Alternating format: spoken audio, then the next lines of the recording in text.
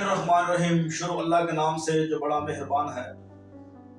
जो लोग अल्लाह पर पुख्ता यकीन रखते हैं वो हमेशा कामयाब होते हैं।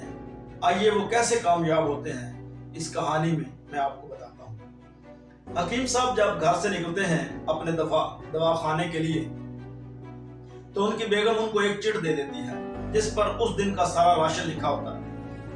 हकीम साहब जब दवाखाने में बैठते हैं वो चिट को खोलते हैं और देखते हैं ये कितने पैसे बनते हैं इन चीजों के, तो उनके आगे वो इंदराज कर लेते हैं और बैठ जाते हैं। बिस्मिल्लाह पढ़ के वो शुरू करते हैं अपना काम। और जब वो पैसे पूरे हो जाते हैं वो अपना दवाखाना बंद करते हैं और अपने घर चले जाते हैं। एक दिन हस्बे मामूल जब वो अपने दवाखाने में बैठते हैं तो उन्होंने चिट खोली। घर के राशन के अलावा उस पर लिखा हुआ था कि आज बच्ची का जहेज भी लेना। तो जब ये हकीम साहब ने पढ़ा उनकी आंखों के आगे तारे आ गए, उनकी आंखें धुंधला गई कि आज ये क्या और ये कैसे मुमकिन होगा।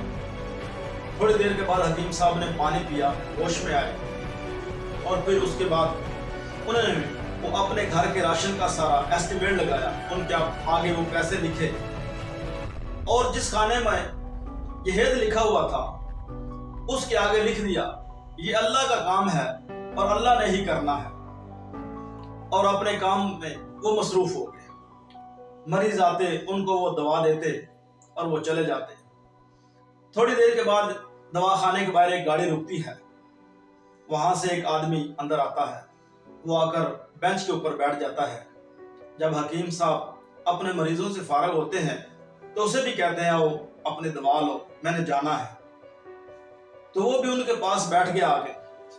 वो कहने लगा हकीम साहब शायद आपने मुझे पहचाना नहीं। हकीम साहब ने कहा मैंने आपको बिल्कुल नहीं पहचाना। उसने कहा 15 साल पहले आपके दवाखाने के सामने मेरी गाड़ी पंक्चर हो गई तो उसमें काफी देर लगी, बाहर धूप भी थी, गर्मी भी थी।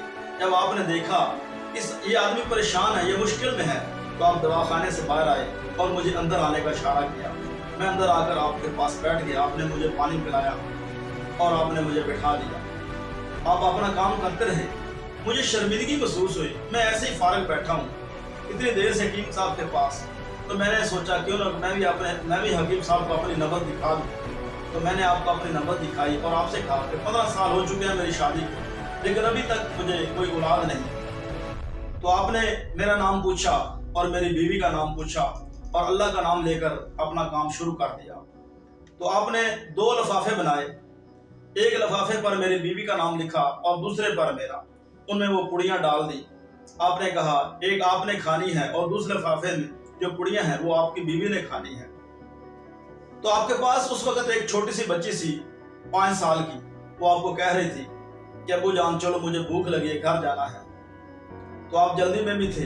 तो मैंने आपसे कहा पैसे कितने हैं, तो आपने कहा बस रहने दीजिए। फिर मैंने इसरार किया लेकिन आपने मुझसे पैसे नहीं लिए। जैसे ही मैं बाहर निकला तो एक आदमी बाहर खड़ा था। उसने कहा जब हकीम साहब के अपना टारगेट पूरा हो जाता है उसके बाद वो पैसे नहीं लेते। मैं बहुत हैरान हुआ और फिर मैं घर चला गया। मैंने ये सारा वाकया अपनी बीवी को बताया तो उसने कहा वो कोई हकीम नहीं है, वो अल्लाह वाला है। तो मुझे उम्मीद है इसकी दवा से हमें जरूर अल्लाह ताला औलाद देगा। तो हम फिर इंग्लैंड चले गए और आज मैं 15 साल के बाद वापस आया। अल्लाह ताला ने मुझे 3 बच्चे दिए हैं और मेरी एक बहन थी, उसकी एक बेटी जो है वो आपकी बेटी जितनी थी।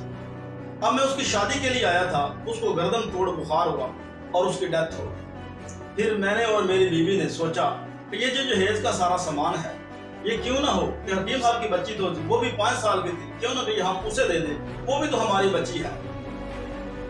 तो आज मैं वो सामान लेकर आपके पास आया। अगर आप ये रख लें तो आपकी मेहरबानी है। दोस्तों ये है मेरे अल्लाह पर पुख्ता यकीन।